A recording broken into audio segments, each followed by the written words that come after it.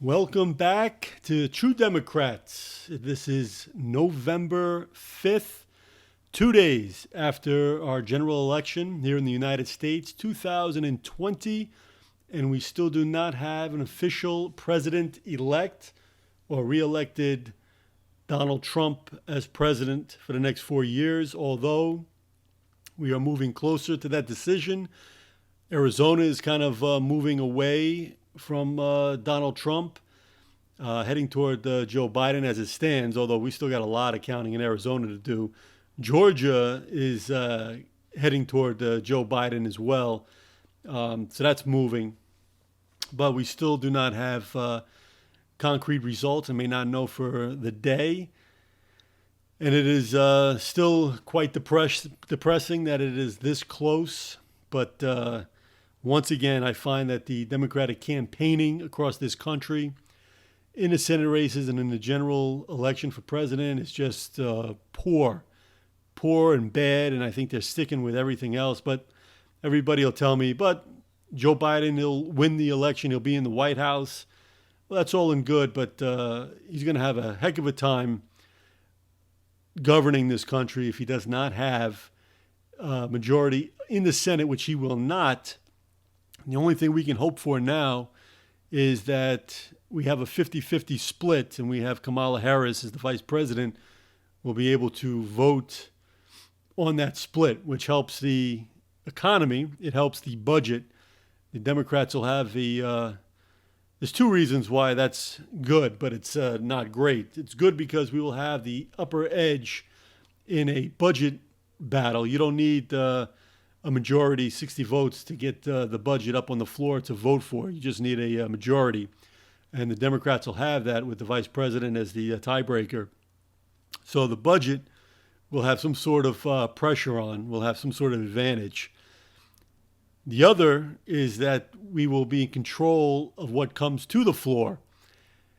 Now, needless to say, we'll have some sort of control over the committees. We'll have control over what we can investigate, I suppose. We can have some sort of investigation over Trump's shenanigans through his 4 years and a lack of oversight by the Republicans, although it'll be a tight 50-50 race, but we'll be able to set those up at least. I mean, we probably won't get anything done again because the Republicans will have a 50-50 balance in that in the Senate. But at least we won't have Republicans pushing ridiculous committees to investigate nonsense like they did in the Libya consulate where the diplomat got killed and blame Hillary Clinton for that. They won't pull another Whitewater. They won't pull any more these Joe Biden son working in Ukraine. So they'll at least be on an even playing field with the Democrats. We can stop that. But as far as getting any kind of legislation going for schools, for wages, for, well, that's not necessarily true. What the Democrats are poor at planning, poor at strategizing. I don't think any of them are, well, I mean, we don't have anybody in power yet. We don't have the Democratic leadership in power yet. And I got to say, we have to get the Democrats to rethink and revote in new leadership because this is just pathetic. The Republican Party is at its weakest link. I mean, you thought they were weak after they got this country under attack in 2001. I mean, we've been in the middle of an economic collapse with the pandemic going through, with probably the most corrupt president this country's ever seen, and they cannot win a major blowout in an election, and that's just poor. And the constituents have to get tired. I mean, we have, as Democratic constituents, as registered Democrats, those incumbents who are coming up for re-election, there has to be challenges because we need to get them out because they're completely useless. These are leather-bound chair Democrats who are comfortable in their chair and don't want to stand up for the American people. Not only for their constituents, they don't want to go in and battle into these red states, which, believe it or not, I'm a guy in Jersey. My health care is affected by the way those boys in Tennessee vote. My health care is affected by the way the people in Alabama vote. My premiums are going up because the people in Mississippi are voting Republican, who are keeping insurance away from the people in the citizens of Mississippi. So therefore, my insurance rates go up, my premiums go up because the pool is not deep enough so that all of our premiums can go down. So listen, these Mississippians are in bad shape because they're not getting the insurance, and the Republicans are not letting them get any insurance. But my premiums are affected too. All of us in the blue states are affected. The Republicans, on the other hand, have been planning and strategizing for 40 or 50 years. They decided they've paid enough taxes, that there's enough regulation on businesses. They've established the Heritage Foundation, which is completely pro-business, pro-corporation, anti-individual citizen. It's funny how all these red states, anti-government, they want individual freedoms, but you're not getting individual freedom with this Republican Party because basically you lost all your rights to corporations and businesses. You can't, if somebody makes a mistake and you get killed because of it, you can't sue. They have immunity, these corporations and businesses. That's what the Supreme Court is going to, if it gets to a Supreme Court challenge, that's what they're going to say. But the Republicans have been planning this, and they've been patiently pounding that message, and it's getting to these voters, and it's gotten to these voters in the red states. And part of this, because it all can't be pro-corporate, these individuals out there in the red states, the southern states, are not pro-corporate. They think business, they think that that less taxes and less regulation on businesses is going to create jobs, which it doesn't. Every time the Republicans have complete control of the federal government, job rates decrease, GDP decreases, and we run into an economic collapse. But what they also have on their side is they've taken the side of abortion, which is a joke. All these right-wing business Republicans are not against abortion. They go against gays, homosexuals, same-sex marriage. So these white heterosexual males and for somewhat females are against that. They feel that that's against the Bible, which is nonsense. So they've taken on these cultural wars, which have helped spread the Republican message throughout these red states.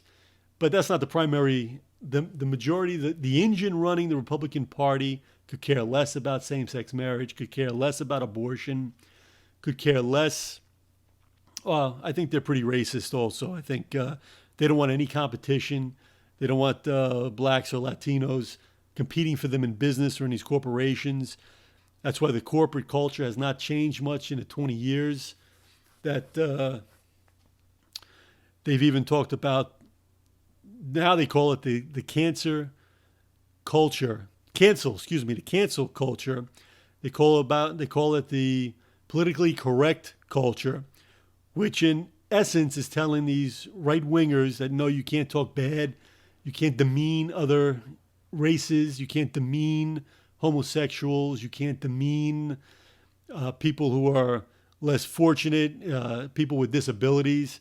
That's basically what political correctness is. And so of 2 centuries of putting down and saying, oh, the white man is better than you, all of a sudden they can't say that anymore. And that has caught fire in the corporate culture. What some people, I guess, would say would be a backlash in these red states, that they're voting against that. But it's not ebbing the tide or flow of it at all. I mean, as a matter of fact, the Me Too movement, the women for looking for equal rights in the workplace and less abuse, sexual harassment, has picked up since Trump has taken over the White House, and his shenanigans have been brought to light, and the shenanigans in the corporate culture. It's an amazing parallel that's happening where this Trump has battled. I mean, he's lost close to 4 million. He lost this election by close to 4 million votes. but a lot of people voted for him. And it's a strange parallel in the fact that you have the Me Too movement, politically correct, stop degrading Native Americans, the Latinos, Black Lives Matter. These people are speaking out, which is good. They're trying to get onto an even playing field with the white culture that has dominated this country since its beginning. And it seems to be kind of a battle back and forth. One does not have the edge. It's interesting. It's an interesting dynamic in the fact that we're basically neck and neck, where you're not going to find, I mean, it's quite obvious, you're not going to find any sympathy for this Black Lives Movement, for giving Native Americans an even playing field, in giving homosexuals and gays equal rights.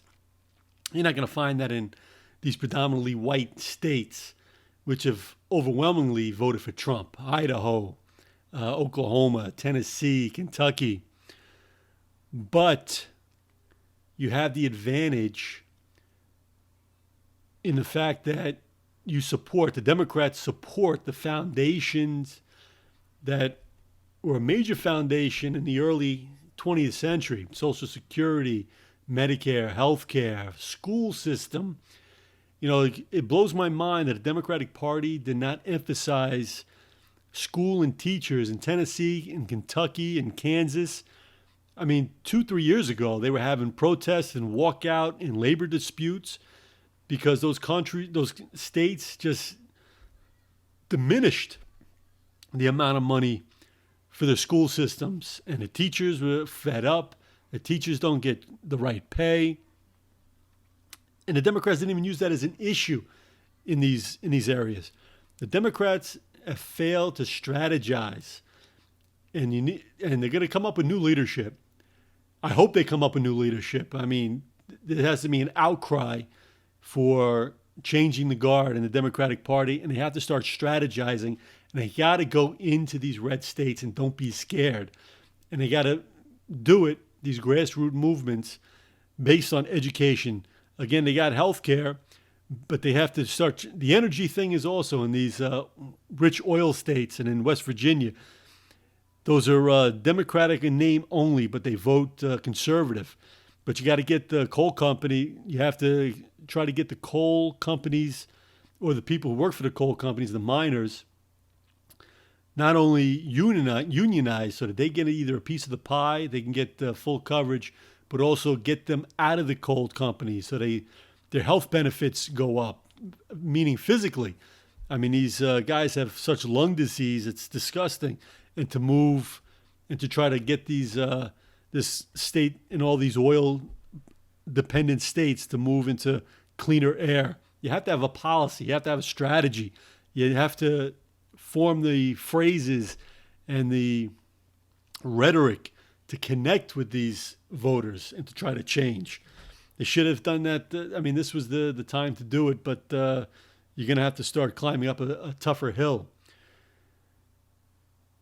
But the Republicans have been strategizing this. They've, for 40 years, the Democrats have got to come up with a program with a group who are able to strategize long term and to start in this next election to get these hardworking Americans in the red states who are just totally, their beliefs are in the wrong area.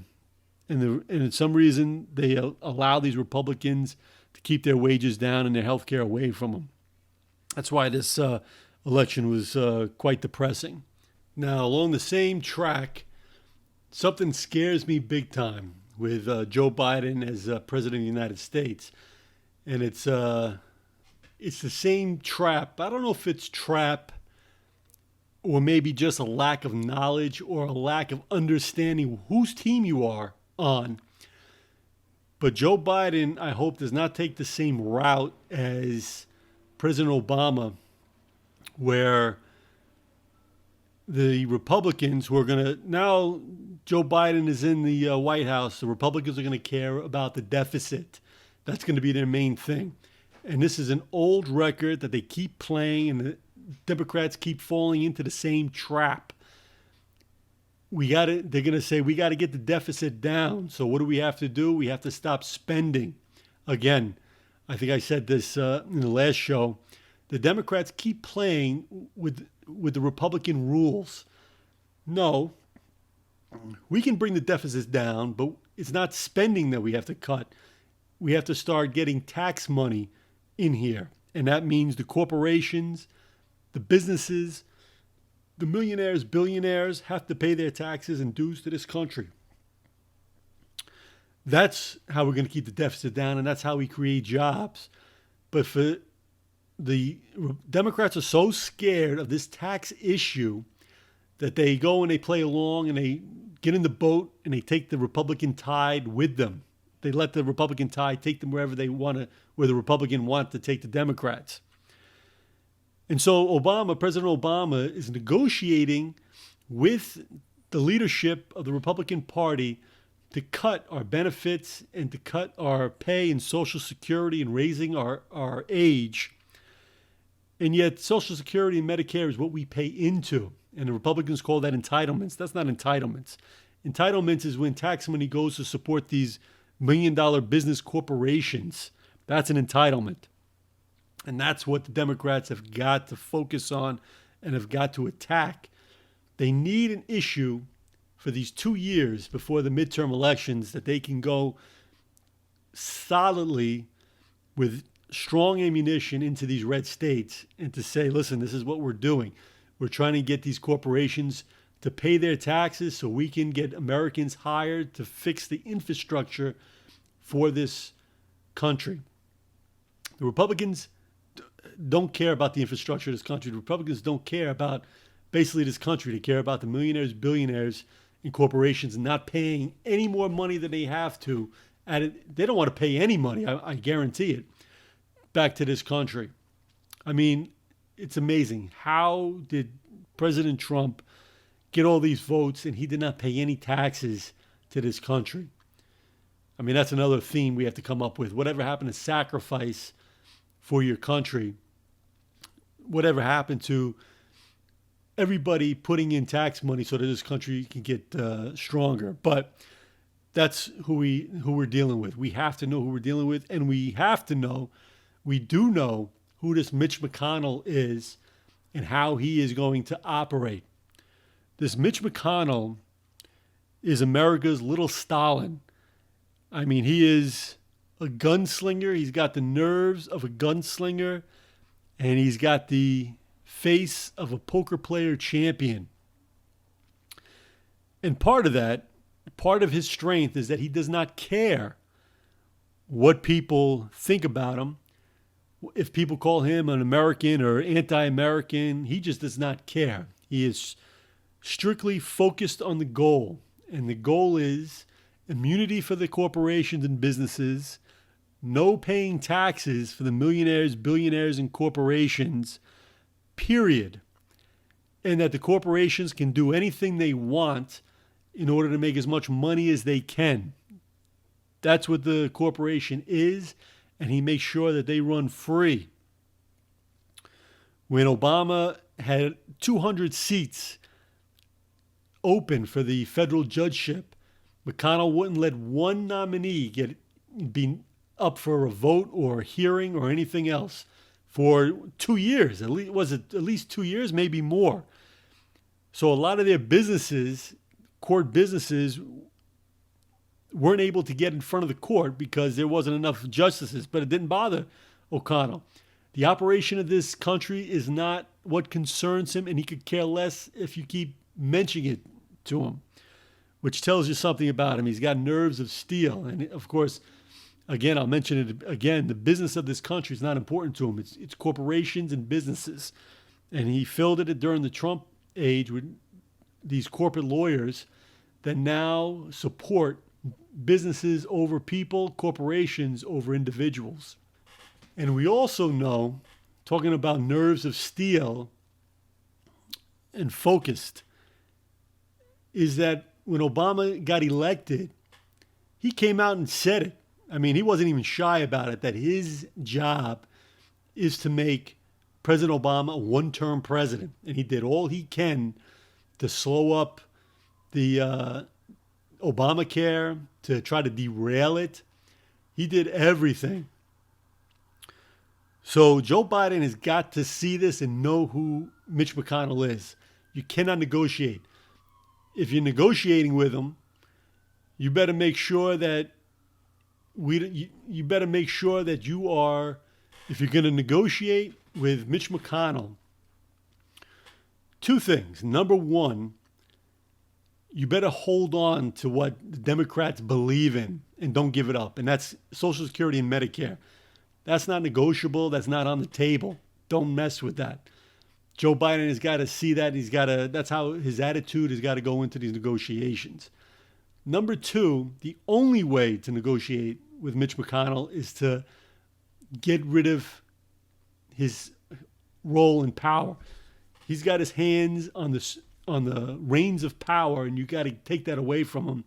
The only way to do that, and you have to get into this mentality, the Democrats, you have to beat these Republicans in red states, and you have to start your strategy now.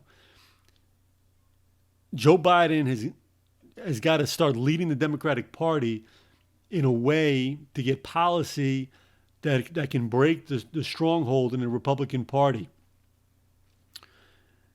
Whether it's renewable energy, whether it's Social Security, whether it's teachers, he's got to go to the teachers' unions for help. I mean, he's got to put it out there and make it public and have some conviction. Part of the problem with the last election is there was no conviction for the average worker to specify his needs, the average worker's needs. I mean, he goes to Pennsylvania, in Ohio. You have to talk about infrastructure and spending money on infrastructure that creates jobs. Americans working for America creates jobs. We're going to spend tax money. These millionaires, billionaires have got to pay their dues and taxes so that we can build an infrastructure and stop borrowing money from China. We're supposed to be the richest nation on the planet, yet we're borrowing money from China. We're running a deficit. We're poor. We're broke.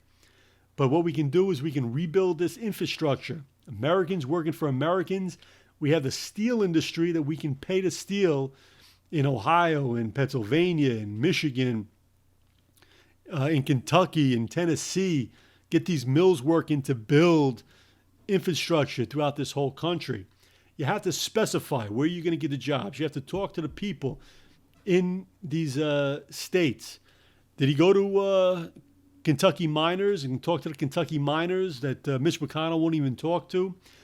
They have, not only in Michigan don't they have clean drinking water, they don't have clean drinking water in eastern Kentucky. Did you go into Kentucky and talk to these miners and say, we need this, we're the richest nation, and this is an embarrassment? You have to focus on the individual person and how you are going to help them. Everything was generalized. When he was asked a question in the town hall about taxes, he takes out a piece of paper in his jacket. Say, I got a list here. That doesn't help anybody or any of the voters. You say we need to rebuild this country. In order to do that, the corporations who use up the infrastructure the most, the roads, the bridges, the airports, the toll booths, the land, they take the people from our education system. And our education system is deteriorating. It used to be the best in the world. Now it's one of the worst in the world. We need tax money for that. They need to pay their taxes to put these Americans to work. You have to focus on that. And Biden and the Democratic Party need to come up with a plan in order to do that, in order to start turning these red voters, to show that these Republicans, so when the Republicans say we're not going to fill the judgeship up, you have to change that attitude also. What these red state voters think is that the judgeships are going to keep the homosexuals from getting married. They're going to keep police are going to have control over these the black cities who they think are looting and having crimes. They don't think that, what they're going to do, the corporations can move into their neighborhoods and take over their property, that the wages can be suppressed, that these judges are going to suppress their wages, that they can raise their costs, but their wages are going to be suppressed. They don't look at that. And the Democrats got to say, listen, this is what these federal judges are going to do when the Republicans put the judges in these seats. You have to change the rhetoric and don't let the Republicans dictate to them. This has got to be started planned now in January of 2021. This is what strategy is. This is what we have to focus on. And this is how you're going to take the reins of power away from Mitch McConnell, because he's the little American Stalin. He's going to rampart. He kills without even mercy. He has no feeling for his constituents, for this country. Anybody. You have to take away the reins of power from him. But what are the chances of that? Well, we'll see when Democrats pick new leadership. Joe Biden, I do not have any optimism. A guy who's buddy in the Senate with a lot of these senators, and I think he's going to give way more. The Republicans don't give way for anything. Joe Biden has got to stand firm, and if he's got to make some enemies in the Senate, he's got to make some enemies in the Senate, Republican enemies. But my gosh, we got an uphill battle these 2 years. And the other thing is also, you have to start saying the people think that the Congress and government is just a disgrace. Well, the main reason for that, the number one reason for that, is the Republican Party, because they're so hell-bent on keeping corporations from paying their dues, from giving health care to Americans, for all of this. They stop any kind of advancement that the Democratic Party wants. So now we have to start saying, if you want to get anything done in government, you have to start voting Democrats straight across the board. Although it may be a little bit too late for that now, because now you got the Republicans can actually start blaming Democrats if they don't get rid of this coronavirus. You can start blaming Democrats if the Republicans keep infrastructure jobs from happening. They can say that the Democrats are no good for the country in creating jobs. There has to be a strategy going in. There has to be a rhetoric. You got to start changing the rules, and there has to be an attack on these Republicans.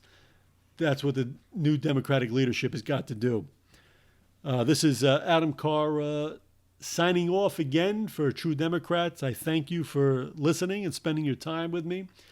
Check out my website, truedemocratsusa.com.